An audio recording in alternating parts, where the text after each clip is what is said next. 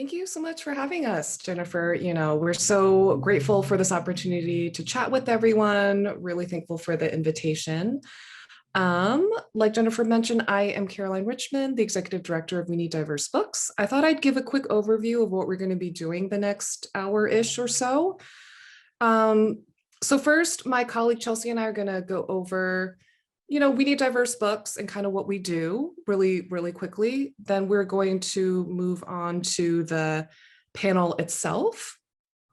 And around, I think your time, 7:45, me and the other panelists are on East Coast time, so our 8:45, we're going to open up to attendee questions. So feel free throughout this next 45 minutes or so to, if you have a question, put it in the chat, and I will kind of scroll through during the Q&A and make sure to hit up as many as we can get to.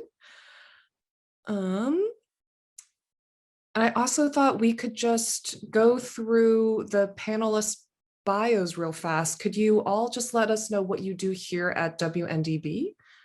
Chelsea, do you want to go first? Yeah, hey all.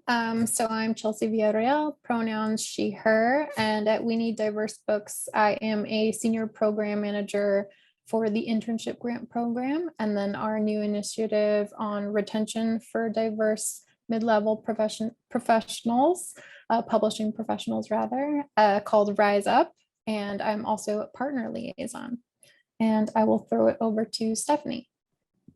Hi, everyone. I'm Stephanie Cohen-Perez. I am the Adult Internship Grant Partner Liaison. So a lot of words right there, but basically I work with partners who have interns in the adult sphere, literary partners and publishers, and just make sure that they have everything they need to get started with us. So. And I can jump in. Good evening, everyone. I am Talisa Ramos, pronoun she, her, and I work on the Internship Grant Committee, but for children's roles specifically. And what I do, even more specifically than that, is we work with colleges and more recently thinking about expanding to other organizations to make sure they know about the Internship Grant Program for their students and to get more students and different folks aware of what the Internship Grant Program is and how it can help them to work in publishing. Awesome. Thank you all so much. And I can't wait to have the conversation started about publishing and retention. So if you haven't heard about us before, We Need Diverse Books actually started out as a hashtag on Twitter back in 2014. We've since grown into a 501c3 nonprofit with 12 initiatives that are united under one goal, which is to create a world where everyone can find themselves on the pages of a book. During our first few years, we focused solely on the children's side of publishing, so board books up to young adult. But within the last few years, we've also started doing programming on the adult side of publishing as well. We have a big tent approach to diversity. We have a formal definition of what we mean by that.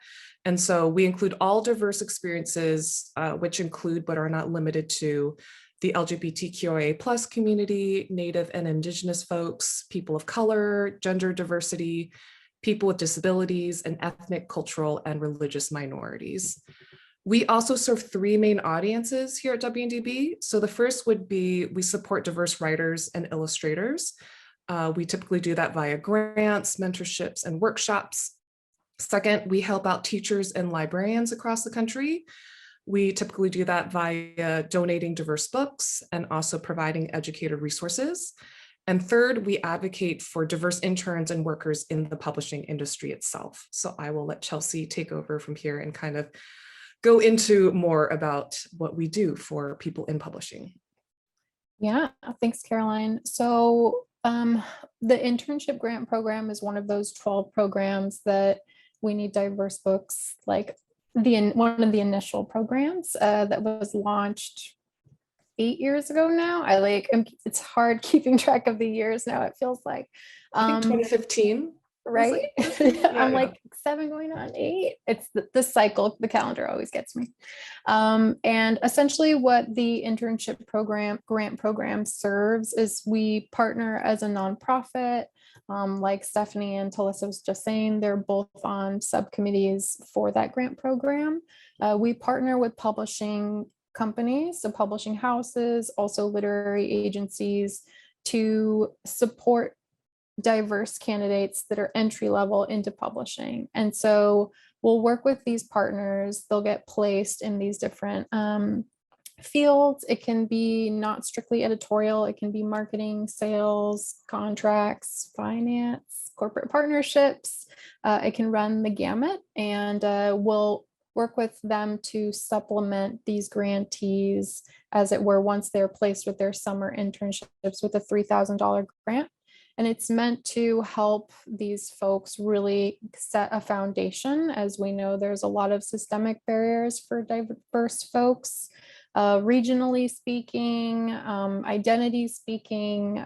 There's just a lot of systemic barriers to get in. So we try to not only help support financially, but we also build out programming, and that kind of runs throughout the entirety of the summer. And these grantees will then be folded in after they meet with a bunch of different publishing stakeholders and network.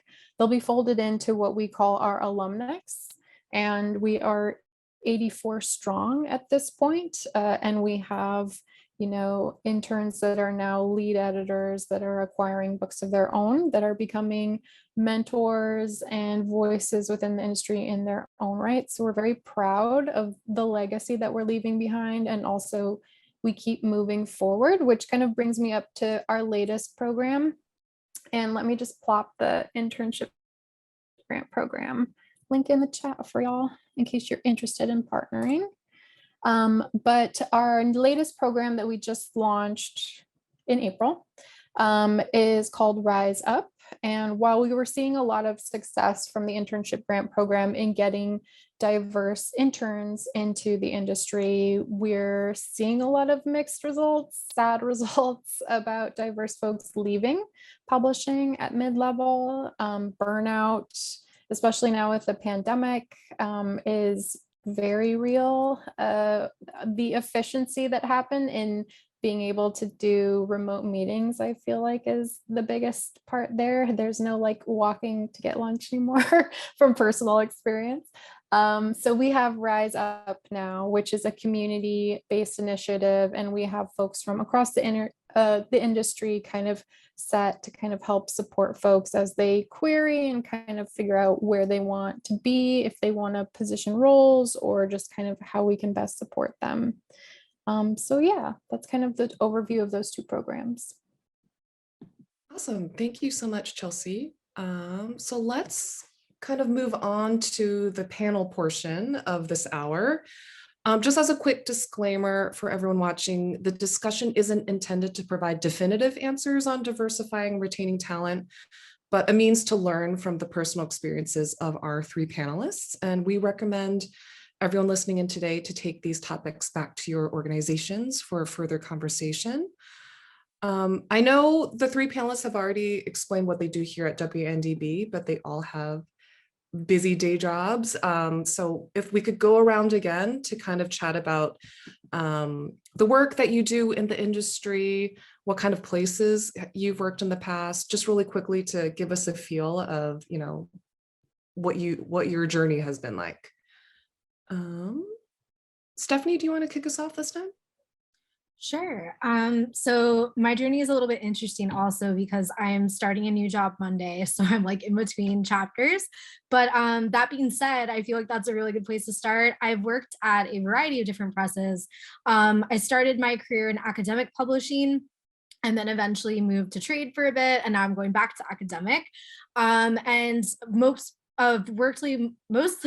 mostly worked in acquisition, and editorial, but I think like getting started was the hardest part for me personally. Just I wasn't based in New York when I started, and getting to know different people, getting to hear from mentors in diverse communities, and sort of get guidance from that. And, I think another way I've stayed involved, in addition to all the different places I've worked, has been also like volunteering with organizations like We Need Diverse Books and POC and Pub and Latinx and Pub. And just, I think networking is especially important for people sort of at this level in publishing.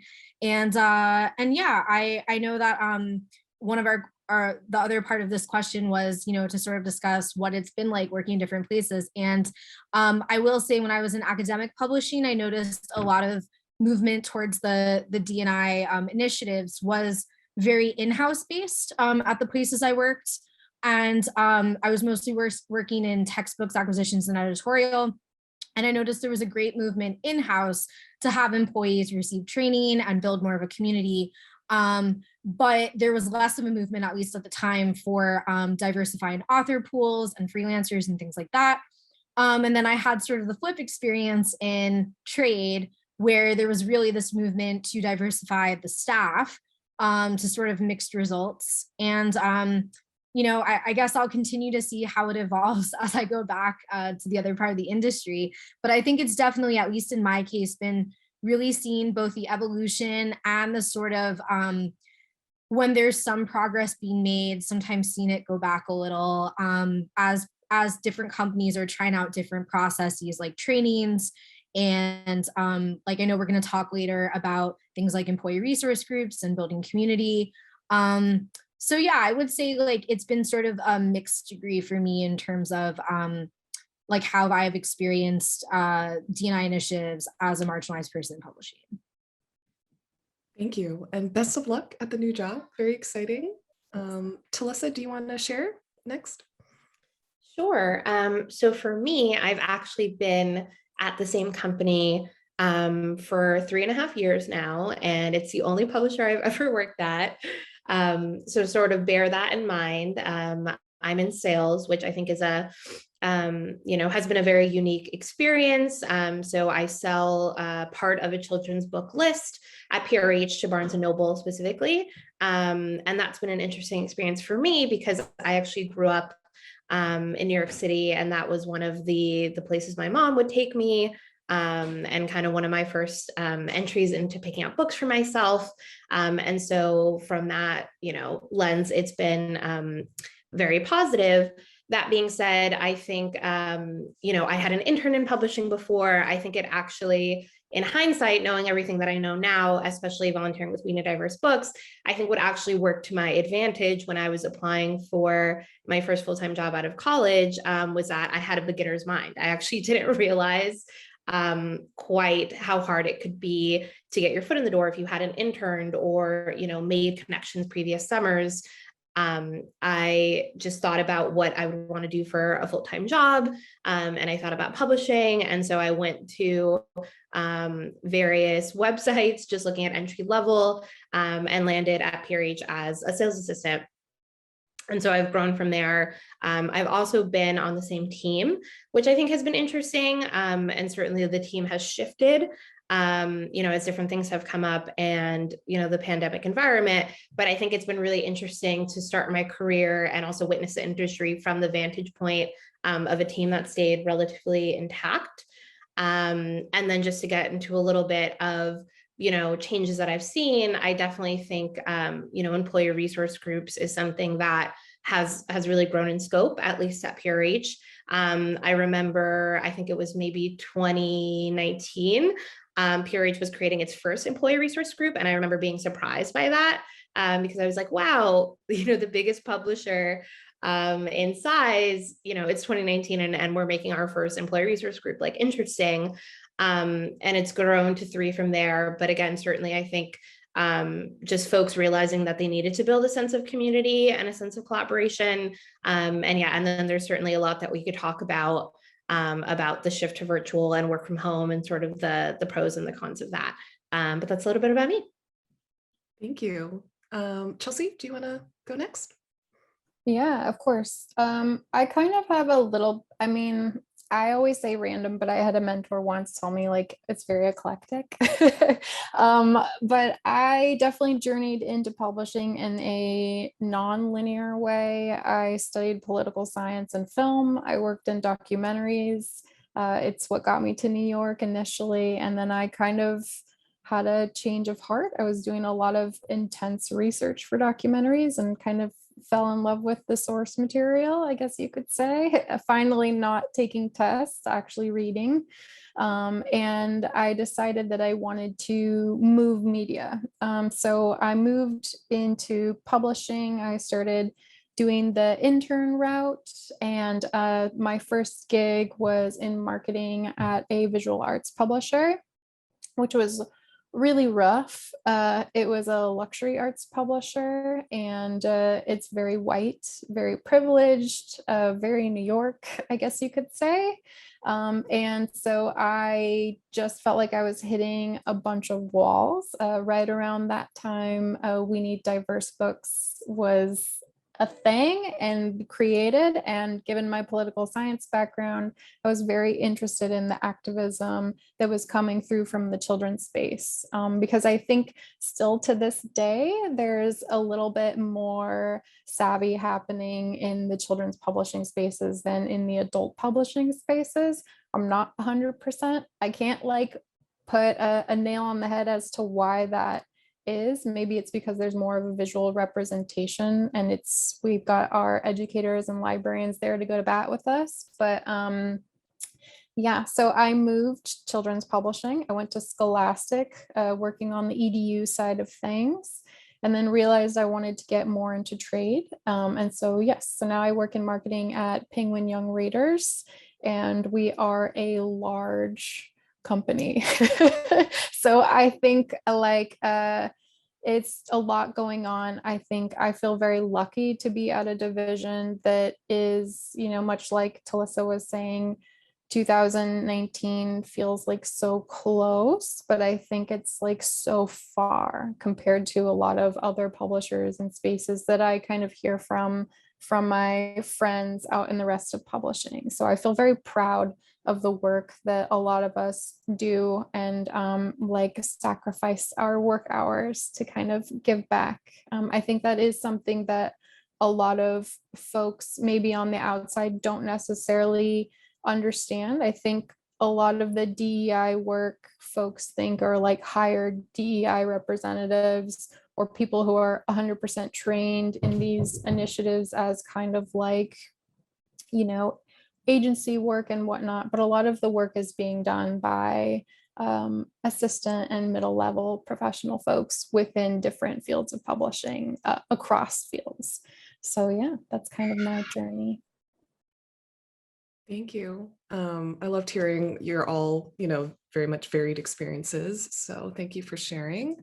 So before we start talking about finding and retaining diverse talent, I'd love to chat about what steps a publisher could take to create an inclusive environment before they seek out diverse applicants. So what do you think makes a publisher an attractive place to work for diverse employees? Talisa, do you want to kick us off this time? Sure. So I think there's a lot of ways to answer this question. And I guess I'll kind of lead off with that. I think it's having a plethora of ways that you're thinking about this question, and a variety of things that are going to make sure that diverse candidates feel like they would be comfortable in your space. I think that starts with being transparent with yourself and other folks at the organization about what the culture might actually be like for someone just walking in the door, or particularly entry level or mid level. I think something that is not necessarily unique to publishing, but certainly comes up, is the idea of hierarchy. And of course, different folks with different experiences, it's really important to have that range and to have mentors that people can learn from. But that being said, I think oftentimes a barrier to diverse folks really flourishing is sort of feeling like they're in the room, but their opinion isn't really, wanted, or they're not necessarily going to be taken seriously when they share. Or again, just this idea that I think oftentimes the culture in publishing is an apprentice industry. and I think that that can be a tough mindset, because it sort of implies that it's not until you get to a certain level, or have certain years under your belt, or have completed certain projects, that you're really going to be considered a leading voice in the room. And I think that's a huge challenge, especially because when you have diverse folks coming into environments that perhaps aren't particularly diverse yet, they are inherently coming with a set of lived experiences and a set of values that already bring value to the table, because nobody else necessarily has that feedback to share. So I think, again, taking a deep dive into the culture, and then going back to the point of employee resource groups, I think having some sort of affinity groups, or some sort of built-in community environment that's more casual, whether it's a virtual lunch or some sort of mentorship program, just spaces where folks can be free to ask questions and ask about other people's experiences, is really valuable outside of the dynamic of just having your manager and just having the folks that you're doing projects for. And then I would also just say, on the level of content, I think it's always great to see that you're publishing diverse voices, that you're really putting campaigns behind them, because I think so much of the duality of publishing is not only your experience as a diverse professional, navigating your own environment, but also seeing what commitment is a publisher tangibly making to the content that we're putting out there, because both things really come up, right? And there's also this big overlap with the effect that it can have on you if you feel like diverse voices aren't being elevated, or you raise a concern maybe about framing or positioning of something. So yeah, I'll leave it at that. Thank you. I love that, how it's two sides of the same coin, retaining and attracting diverse talent, but also publishing diverse voices. Stephanie, what do you think? Sure. I really liked what Talisa was saying about support and commitment, particularly. I think having that thread of support start, from the moment someone is entering such an apprenticeship based program. I think knowing, from the very beginning, from the job descriptions that employers are putting out there, to sort of, what does it look like when they come into the company? Are they receiving a mentor or a buddy or some other sort of person who's helping provide guidance along the way? To sort of like, how do their, are there one-on-ones with their manager, and how does it look, how does the day-to-day of their job and responsibilities look like? Because I think a lot of what happens is there's this enticement and there's this like, things seem really alluring.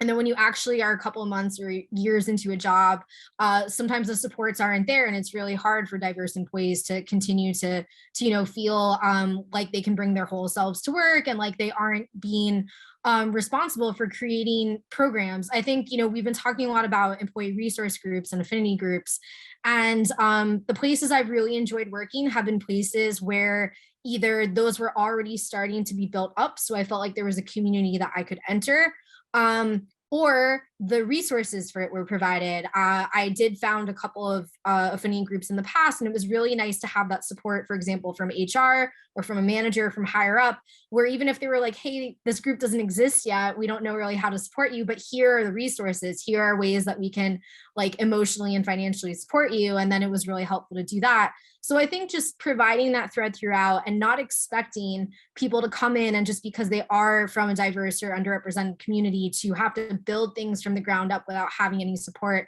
that's been really big for me. And I think, just going back to something I said briefly, being able to bring your whole authentic self to work, I know was something that in the beginning of my career, I really didn't think about it much. I was kind of so desperate to get into publishing that I was applying to, thousands and hundreds of jobs and whatever we all do to get in. And I was kind of like, okay, I just want to enter this so badly that I'm not even thinking about how I will function in this environment. And the conversation wasn't really being had about underrepresented employees. And my first job in publishing was assigning ISBNs. I worked at Macmillan, and I worked my way up through editorial. And my first job, I was very lucky to have someone who mentored me, who was like, I know this is not what you want to be doing, but it's important and you will be able to grow from here. And just having different people like sit down at lunch with me and talk to me about their jobs and things like that in different departments, I was able to explore a bit and have that support. so eventually I ended up in acquisitions and trying to bring more diverse content to the organizations I worked for. But I think like one of my favorite jobs is the one I actually just came from, HarperCollins, and that's children's publishing, specifically middle grade and YA. And I'm leaving for relocation reasons, so it's no bad issues there. But something that really struck me about that job was I was able to come in every day and feel like I could be myself. Like I never really had to like if I wanted to bring a diverse author to the list and we had the budget and we had the resources, like I didn't have to fight as hard as I've had to fight at other companies. And I also didn't have to fight to sort of just bring my whole self in terms of like groups I wanted to join or ways I wanted to be referred to or sort of what makes me comfortable. So I think like publishers should think about having all these steps in place because they're all small steps. When you bring them together, you are creating that community that makes people feel comfortable and safe. And I think like having only a couple of those steps completed or things only completed on the surface, it very obviously comes to light after an employee has been there for a little bit that, okay, maybe this isn't a fit for me because I don't have the support that I need. Right. And oh, sorry. I'll leave it. You have the mic. I'm sorry. Our like square get up. I'm like playing. I'm like, it's me next.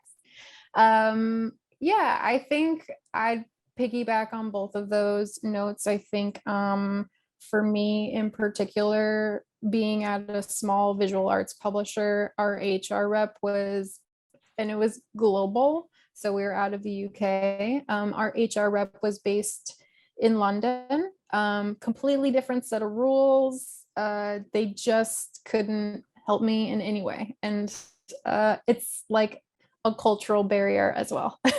So I think having those HR supports, if you're at that level of a company is incredibly important because you always need to be able to go speak to someone. I think along with that kind of support, being able, and Talisa and Stephanie touched on this, to have like those transparent conversations with leadership, with your boss, about the trajectory, the growth opportunities. I think a lot of publishing is, don't deal with it until it's an issue. And I'm a firm believer of being preemptive and having transparent conversations. And I think if my leader does that, I respect them way more than kind of like skirting around some of these larger issues, especially systemically in publishing.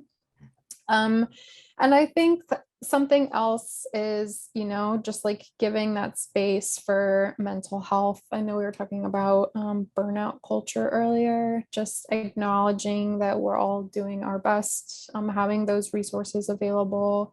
And I think most importantly, in my opinion anyway, is this understanding of speak up culture. It should be a space where everyone feels comfortable speaking up across all the different chains of responsibility, people who have just been hired, who have a lot of experience, people who are new to the industry, career changers. We are only like as best we can be with collective knowledge. So all of the knowledge is important. My rule of thought, or my rule, is I always try to wait 8 seconds on a meeting that I'm leading for folks to like get in all their thoughts at the very end, just in case, because I know we have people who communicate differently. So yeah, those are kind of my overall points, just making sure there's a supportive culture there. Awesome. Thank you all so much for sharing your thoughts. Next, I thought we move to how do you define diverse candidates? On a logistical level, where should folks go to seek out diverse applicants? Are there certain websites, newsletters, online groups, that sort of thing? Chelsea, what do you think? Mm-hmm. So I think it's kind of tricky, but I'm from Oregon. It was super hard for me to break into publishing because no one knew what Portland was until like 7 years ago. Everyone always thought I was from Maine. And I'm based in New York now. So it's very, from my perspective of that journey, I always give the advice to look local. If you can hire local diverse folks are everywhere. I think especially in the region that y'all are based, we are incredibly stuck with New York and Boston right now, a little bit San Francisco, but it would be lovely to get folks across the country. So that would be my piece of advice. Which is great advice. How about you, Talisa? What do you think? Yeah, absolutely. So echoing everything that Chelsea said, I would also add, I think a big thing, especially for smaller organizations, would be offering informational interviews in an organized and proactive way. So that could even be as simple. I'm a huge fan of Google Forms. I know I feel like Chelsea and you relate to me in this way. We all love Google, but a good Google form that is simple and free to create. You could literally create that with a few questions where folks could, put their names and any areas of interest. And that way you could connect with them yourself or maybe someone else in your organization and just give them a little bit of information about your organization, publishing in general. I think so much of this work is really demystifying things. I think oftentimes again, because of different structures and presidents in the industry, sometimes it feels like there's just not a lot of transparent information about how publishing actually works.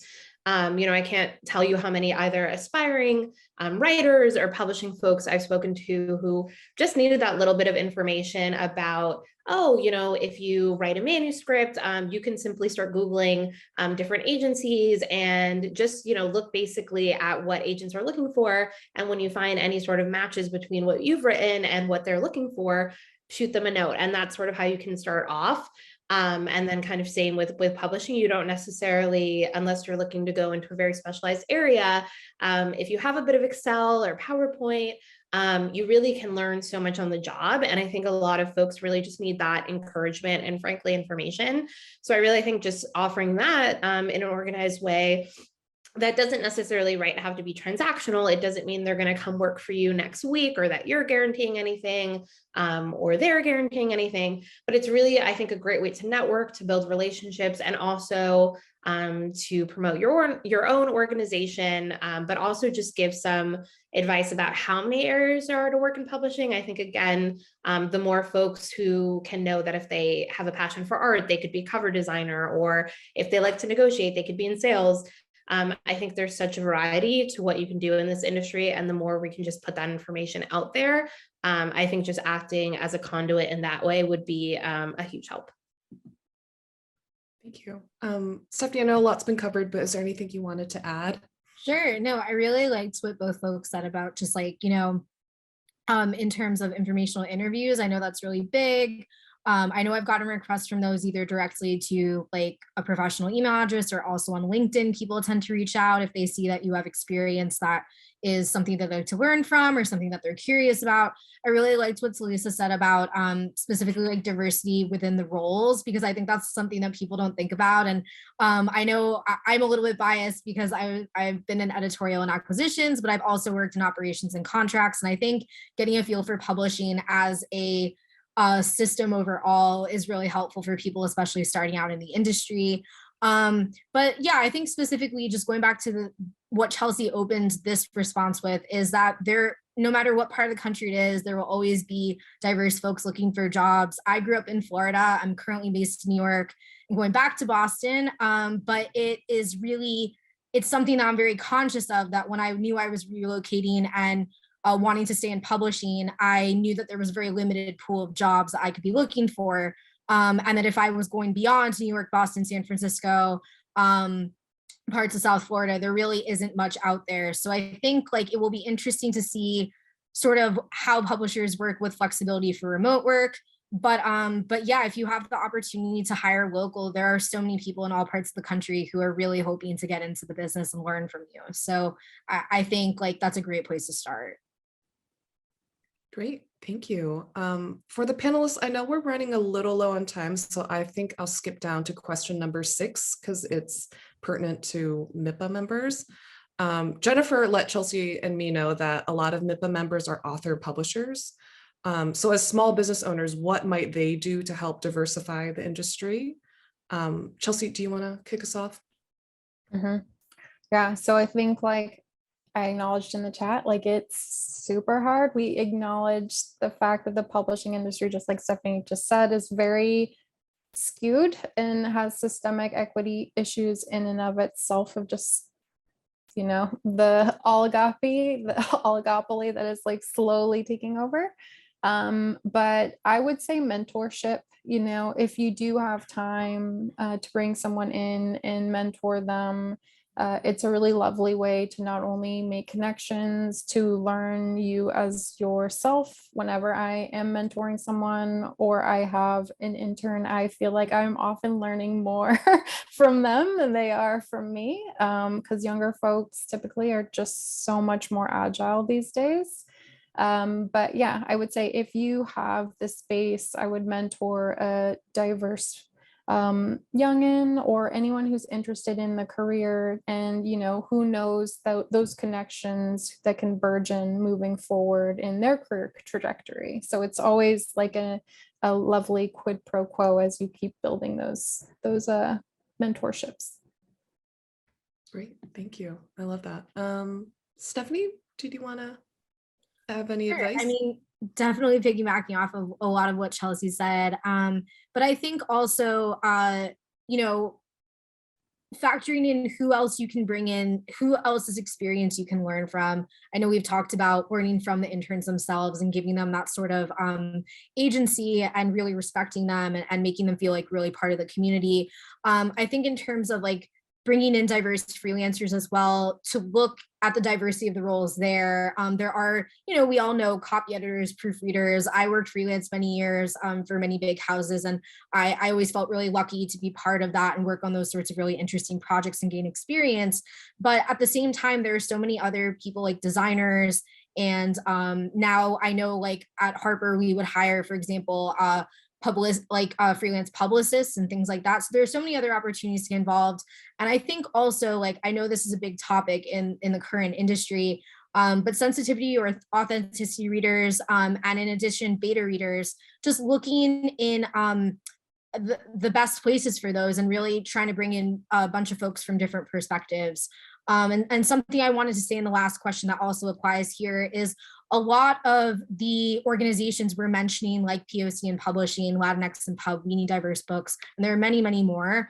A lot of them also have ways that, they reserve the right to look at every request, but if you do reach out to them and your request is eligible, we do have things like listservs and boards that we can post, certain calls on. So I think just, reaching out to the people within those communities and letting them know you want to uplift them and that you want to get involved, and just learning from them as well.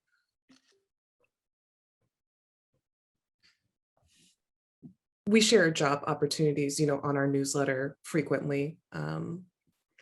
Talisa, what do you think? Absolutely. Yes. So absolutely echoing everything that Stephanie and Chelsea already said. And I would really just round this out with the notion of small things often. So I think with small things often, I think about even the example that Chelsea gave of leaving 8 seconds of space after you say something in a meeting or you're looking to close a meeting, is stuff like, it's the practices like that that incorporated daily, I think really add up, because I think those are the things that contribute to a culture where folks can learn that they're safe to chime in. But yeah, so I would just say small things often. Yeah, I'll leave it at that. Good advice. Well, we have about 15-ish minutes left. Are there any questions from the audience? You're welcome to put them in the chat or raise your hand.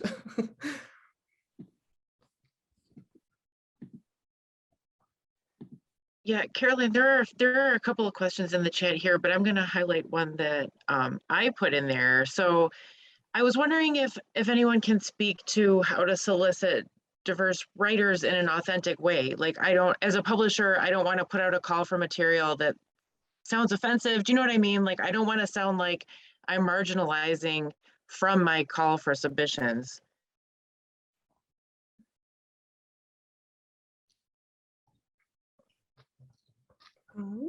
Do any of our panelists want to tackle that one? I can start really quickly. So I know every press and every publisher sort of has a different system and different amount of staff. So this may or may not be feasible, but I know something I've done at previous publishers has been open calls, especially if depending on if you take, solicited or unsolicited manuscripts. For the publishers I've worked for that only take agents and manuscripts, we would specifically open up for like 1 to 2 months, or it depends on what your preference is. We would open up to like certain communities. That could be as broad as like all, underrepresented diverse writers, or it could be very specific, like, oh, we're featuring an open call for this community right now, and we're planning on doing a cycle and doing another community soon. I will say, like, that takes a lot of bandwidth, and it also takes a lot of just like getting back to people and going through a lot of submissions. But it is a good way for people, because I think a lot of like fellow POC and other people in the community, I think a lot of, at least speaking for myself, I know that if we didn't grow up with the education of publishing and we feel sort of in the dark about it, we didn't have the same resources necessarily as other writers. So I think like the best thing to do is just be very transparent when folks are reaching out and asking questions, but also that open call, if feasible, I think makes it a little more welcoming for people who may not have secured representation yet. Or who don't know where to start. I think it may give them sort of an open door into communicating with you and seeing if you're a good fit for them and if they're a good fit for you. Yeah, I would just echo that. I love the ethos of an open call or looking for folks who don't have an agent yet. Because I feel like something, and these are even, I think, internal conversations that happen, at least speaking from my own experience, but I think something that marginalized writers can run into are two sides of the same coin, where it's kind of like, oh, this story's been done before, or we weren't looking for this type of story. So I think anytime that you try to prescribe what someone should be coming to you with, and having, I think, parameters either about something not being original enough or sort of being too original and not what you're looking for, I think the best thing to do is just give some sort of platform for diverse writers to come to you, and then for you to evaluate based on, what folks have chosen to write about. Thank you. Jennifer, I see your questions. I'm sorry. Usually Zoom flags the chat for me, but then it failed me this time. So I noticed one of your questions was, if we are running very small operations that don't necessarily have HR departments, can you speak to what a business owner can do within a small org to attract and retain diverse talent or diverse writers? I'm sorry. Okay, bye. Bye. Just sharing a bit from WNDB side of things, we're not a publisher, but we are a small nonprofit. We have 2 full-time staff. We have a bigger contracting team, but we're growing, but it's taken us a while to get to a point of having full-time employees. We have a part-time HR generalist who also wears other hats. HR generalist is just one hat she wears. But I think what's helpful is we do have a handbook. I don't know if that's always feasible, but there's probably things you can find online to make something very basic and simple for your employees. And we also just have a chart of what people can do if they have an issue with their manager. Like, if you have an issue with manager, this is the person you talk to. If you have an issue with that person, this is the person you talk to, and kind of just having a map to show contractors and employees that there's someone on the team they can speak to that isn't there, that whoever they're having an issue with, there's someone else they can turn to. It's not perfect. We don't have an HR department, maybe one day, but that's what we've made do so far here in a small nonprofit. Chelsea, do you mind taking over? My 4-year-old son is calling for me downstairs. I'll be right back. More important than the Q&A. Sorry, folks. Yes. Okay. Yes, let's see here. Oh, and just quickly, I just wanted to chime in on that question with really another plug for Google Forms, but I'm a big fan of forms that folks can submit any concerns on anonymously. So for example, I feel like this is really helpful for content concerns. So if someone spots something on a cover or in a manuscript, or even, whatever the case may be, somewhere along the process, someone spots something and they don't feel comfortable to share that, directly, I think having a form that can house concerns so that folks know that things are being, that someone is aware of the issue, but they didn't necessarily have to put themselves out there if they're not comfortable for whatever reason. And again, Google Forms are free and pretty easy to build. So that is another option to consider. I want to add one last thing. What that sort of sparked when y'all were talking, but basically I know we've sort of touched on this in terms of job role descriptions and how you're attracting people to come work for you. But I think, like, as simple or silly as it seems, that paragraph that folks put on their websites about like what sorts of diverse communities they're trying to hire and support and advocate for, I almost think it's like the equivalent of like a little sign on if you had a storefront, like it's a little welcome sign. And for me, I know, like, I definitely, when I'm looking for jobs or when I was freelancing, it was a red flag to me if I didn't see that sort of language anywhere. And I don't think it needs to be a big organization for you to be able to, you know, just add a little bit of language there to show your support. And it might seem silly, but I really do think folks in marginalized communities, we see that and we're like, okay, there's an effort being made here to welcome people and like, we're interested now. Thank you. And I think I'm gonna pop on over to the next question, which I think we haven't yet covered. If a publisher is seeking a sensitivity read, where is a good place to start in securing one? I know Caroline already said we post job listings in our newsletter and through social media, kind of depending on the overall description. But we also do circulate sensitivity read asks within the We Need Diverse Books community. And since we are a grassroots nonprofit, it usually flies very quickly. So that's a really lovely way to do that. I know we have an alumnus who's an editorial assistant at HarperCollins, and he recently put through almost like an open call for sensitivity readers focused on different identities. There was a little bit of a summary about the project, and then if folks were interested, he gave his email and then they could just reach out. So it was very, very simple via Google form. And yeah, it was kind of a lovely way where he could kind of develop that roster of contacts so that he could then go back and then reach out to those folks to see if they knew anyone within their communities who would also help. Yeah, just to quickly jump in there, as Chelsea mentioned, there are a lot of great initiatives that people within these communities are forming. I just threw another link in the site. And of course, there are many more than the ones we were talking about here, but this was another one where if you're seeking specifically like editors or beta readers or sensitivity readers, you can look at people's bios and see if they're a match for your project. Yeah.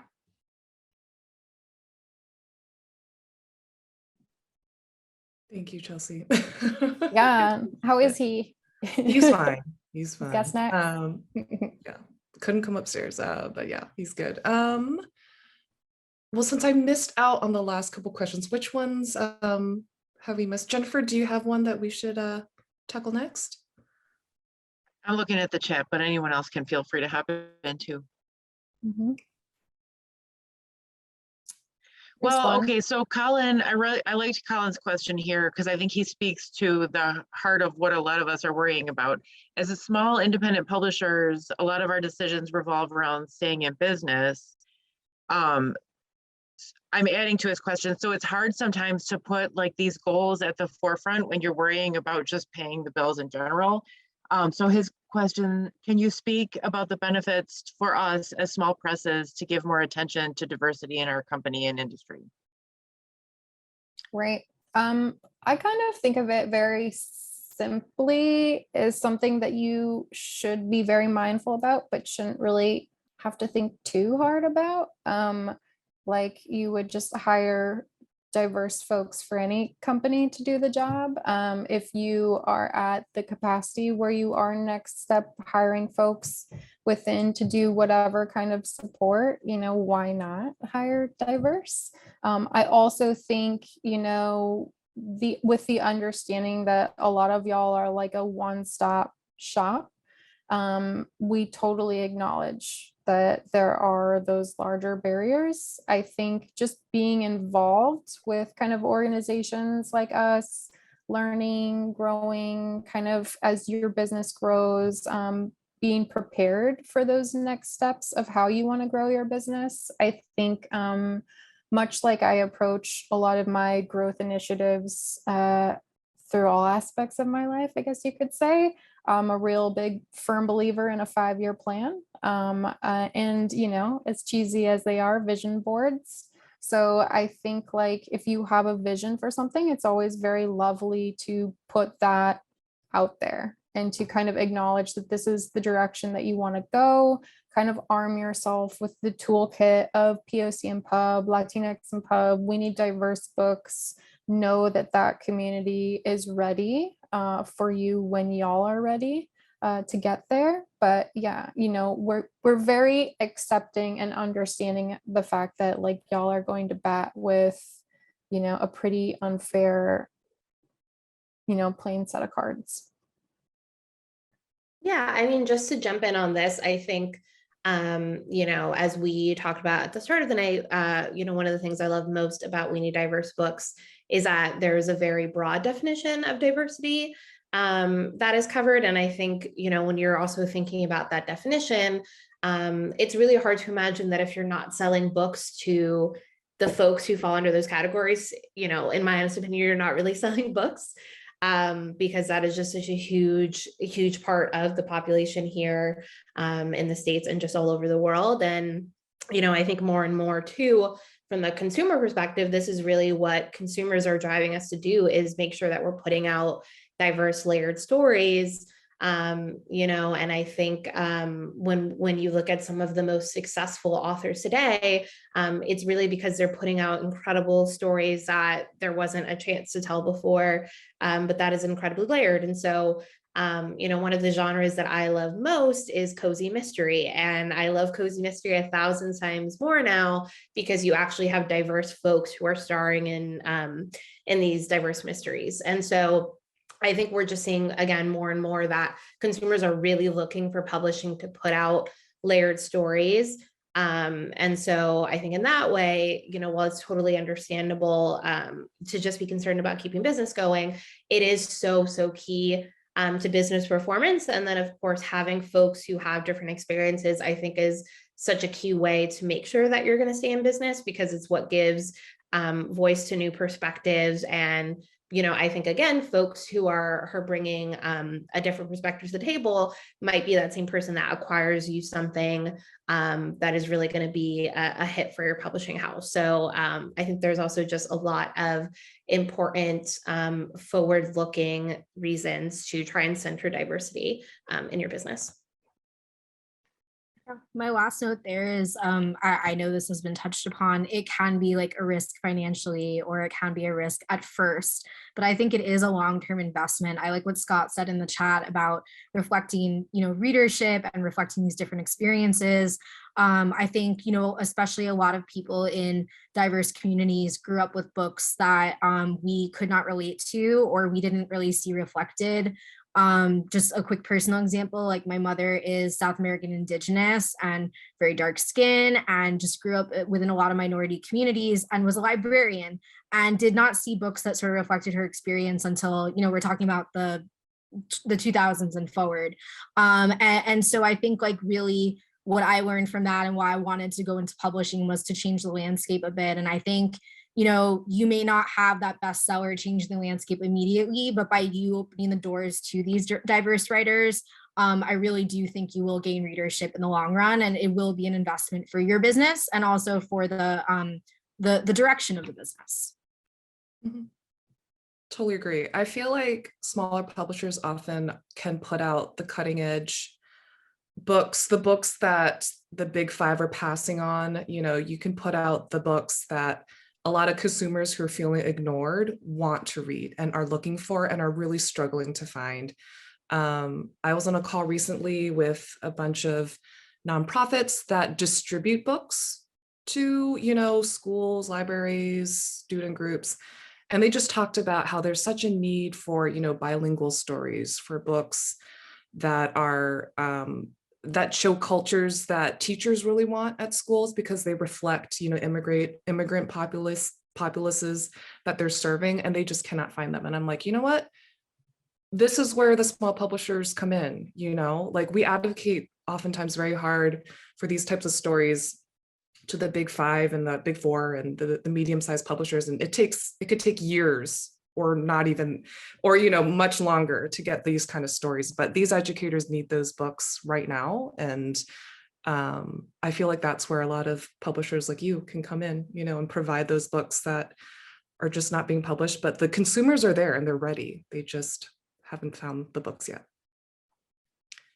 Well, it is 9 o'clock our time, and I think that's our end time. So thank you all so much for coming and spending some time of your evening with us. You're always welcome to reach out to WNDB if you have questions, if you have job opportunities to share, if you're looking for diverse writers, we can definitely put out a call.